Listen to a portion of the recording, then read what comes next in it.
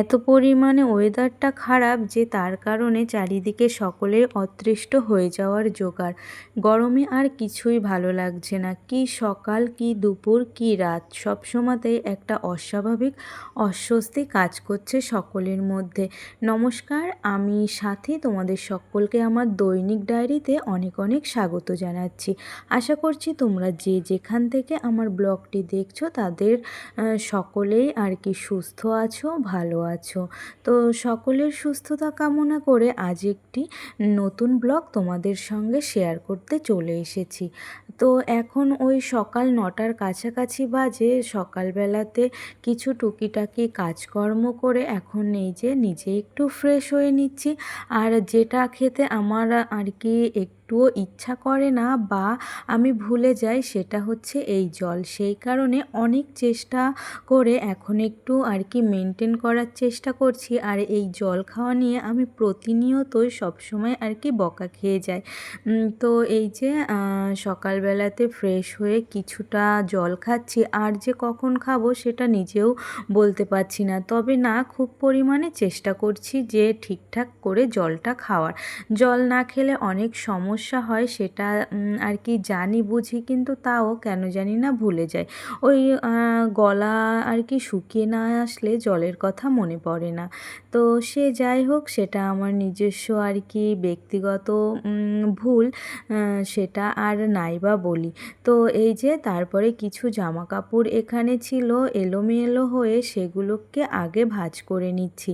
না হলে ঘরটা যেন কেমন একটা আর কি অগোছালো মনে হচ্ছে বেশি।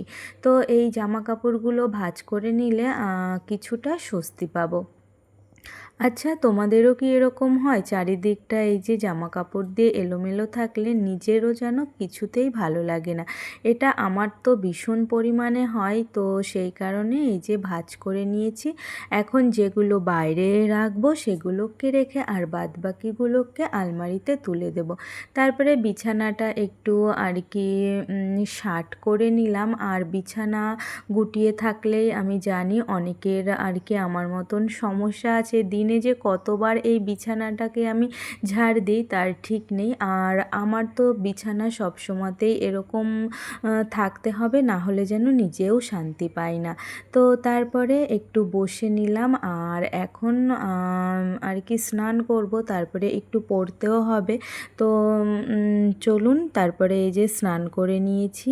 আর এখন স্নান করার পরে যে কাজটা না করলে যেন নিজের আর কি অস্থির লাগে সেটা হলো দৈনিক পুজো।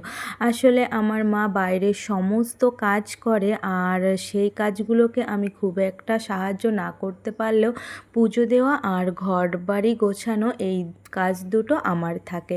তো এর বেশি মা আর কিছু করতেও দেয় না, আর এই কাজগুলোকে আমি আর কি করে নিই। তো তারপরে একটু বাইরে দরকার ছিল, পুজো দিয়ে এই যে বের হয়েছি। দেখুন নিজের জীবনটা যেন একেবারে হাতের উপরে ধরেছিলাম। এত পরিমাণে ভয় লাগছিল সেটা আর কি বলি। তো তারপরেও উঠেছি। এই যে আমাদের আয়ুষ আর কি গাড়ি চালাচ্ছে, আর সঙ্গে পুচকুটাও আছে। ও যেন ঠিক বাদরছানার মতন আমার সঙ্গে লেপ্টে আছে, আর আমিও ওকে খুব ভাবে আগলে রেখেছি। তবে ঈশ্বরের অনেক কৃপা, আমাদের কোনো অসুবিধা হয়নি, ঠিকভাবেই আর কি চালিয়ে এসেছে। তারপরে দেখুন বাড়িতে এসে এই যে এনাকে দেখুন কি আর কি মহাসুখে এখানে আর কি ঘুমাচ্ছে। হয়তো দুপুরের মধ্যাহ্নভোজন হয়ে গেছে, তারপরেই ওই যে ভাত ঘুমটা দিচ্ছে। তো ওকে দেখে আর কি ভালোই লাগলো, একটু আর কি ক্যাপচার করে নিলাম। আর তারপরে চলে আসি আমাদের খাবার দাবারের মেনুতে। আজ ভালো গরম পড়েছিল, সেই জন্য মা একেবারে সিম্পলভাবে মাছের ঝোল আর এইদিকে ফুল বাটা করেছিল। আচ্ছা, আমরা তো ঘ্যাটকোল বলি, আর তোমরা কে কী নামে এটাকে ডাকো, আর কে কে খেতে ভালোবাসো সেটা কিন্তু আমাকে কমেন্ট করে জানিয়ে দিও। তো এই যে এই বাটাটা দিয়েই বেশিরভাগ ভাতটা খাওয়া হয়ে যাবে। তো আমার তো ভীষণ ভালো লাগে। আর চলুন খাওয়া দাওয়া এই যে করে নিচ্ছি। তারপরে দুপুর গড়িয়ে বিকালের কাছাকাছি এখন দেখুন এই যে দুজনে মিলে এসেছে, আমাদের পেছনে একটা কামরাঙা গাছ আছে। আসলে এটা না টক না, তো এখনো পর্যন্ত এই বছরে আমাদের খাওয়া হয়নি। আমাদের বলতে আমি খাইনি, ওইদিকে আয়ুষ তার বন্ধুকে নিয়ে এসছে, তো ওখান থেকেই ওরা পাড়ছিল। তারপরে বিকালবেলাতে এই যে আমিও বসেছি একটু কাজ নিয়ে, কাজ বলতে মাকে একটু সাহায্য করা। আসলে মায়ের নানান ধরনের কাজ থাকে, সেই জন্য একটু আর কি এগুলো করে দিলে অনেকটা মায়ের কাজটা কমে। এখন এখানে রসুনগুলোকে ভিজিয়ে রেখেছি, ওই সব সময়তে রান্নার সময় রসুন আর কি বাছতে গেলে অনেক মায়ের দেরি হয়ে যায়, সেই কারণে কিছুটা পরিমাণে রসুন আর কি আমি এখানে নিয়ে এখন বেছে এগুলোকে ফ্রিজ আপ করে দেব, যখন মা রান্না করবে ঝম করে বার করে নিতে পারবে। অনেক সময়তে পেস্ট করাও থাকে, তবে এগুলোকে আর পেস্ট করব না, এগুলোকে গোটাই রেখে দেব, যাতে হুটহাট করে মাকে আর বাছতে না হয়। এই যে এখানে বেছে নিয়েছি, আর এখানে রসুনের খোসাগুলো ছিল। আর ওইদিকে মা আবার বিকালের খাবার করছে, বিকাল বলতে রাতের খাবার। এখানে হচ্ছে রুটি, আর কি সারাদিন কাজ টাজ করে ওই জন্য ওই বিকালের মধ্যেই রুটিটা করে নেয়, তাহলে সন্ধ্যাবেলাতে একটু রিলিফ পায়, একটু বসতে পারে। তো এই যে মাকে আর কি দেখে এসে আমি একটু রাস্তাতে হাঁটাহাঁটি করছিলাম। আর জানো তো আমাদের রাস্তাটা এই এত বছর পরে এখন পাকা হচ্ছে, আমাদের এখন না বেশ ভালোই লাগছে, যেহেতু পাকা রাস্তা আমাদের ছিল না 2026 সালে এসেও।